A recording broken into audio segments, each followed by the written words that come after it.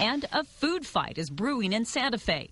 One group of protesters is about to unleash a torrent of tortillas in the Roundhouse.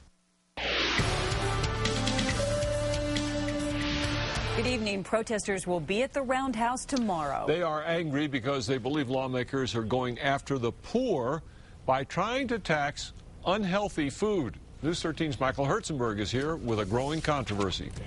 Here's the argument basically. If some senators get their way, you'll have to pay taxes on flour tortillas, but not on corn tortillas, and opponents don't think that's fair. If somebody wants to say that a tortilla, this is New Mexico, that a tortilla is a junk food, they're going after the poor. And so we need to protest this. The Catholic Church wants hundreds of people to protest outside the Roundhouse in the morning. It's bringing thousands of flour tortillas. If they can't be more creative than taxing a tortilla, we're all in trouble. The Senate Finance Committee says it's being creative and fair. You see, right now, we don't pay taxes on groceries, but senators want to streamline that. And that's the way the food tax was originally designed to be, rather than a broad definition where you're allowing tax exemption on chewing gum and soda pop. What we're going to do is restrict it to basic food staples, which is actually a healthier diet. Healthier foods found on the Health Department's list of what you can buy with food stamps, now called the WIC program, would stay tax-free. Cheerios would be tax-free, Frosted Flakes would not. Wheat bread, tax-free.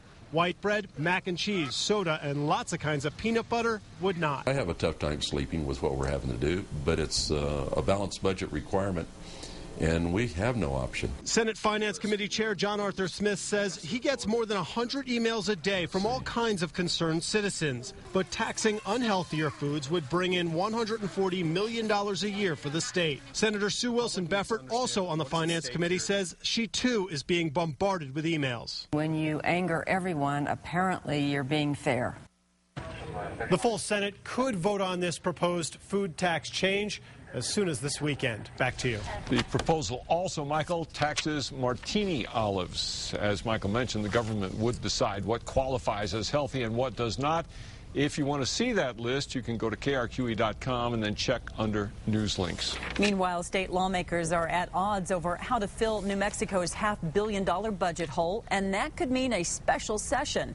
The Senate Finance Committee wants to balance the budget without hiking taxes.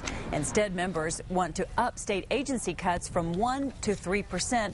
Mostly by requiring public employees to pay more for their pensions. Senators also want to nix the House's gross receipts tax increase and surtax on the wealthy. The two sides have a week to get a compromise on their budget bills, and that's when the current session ends.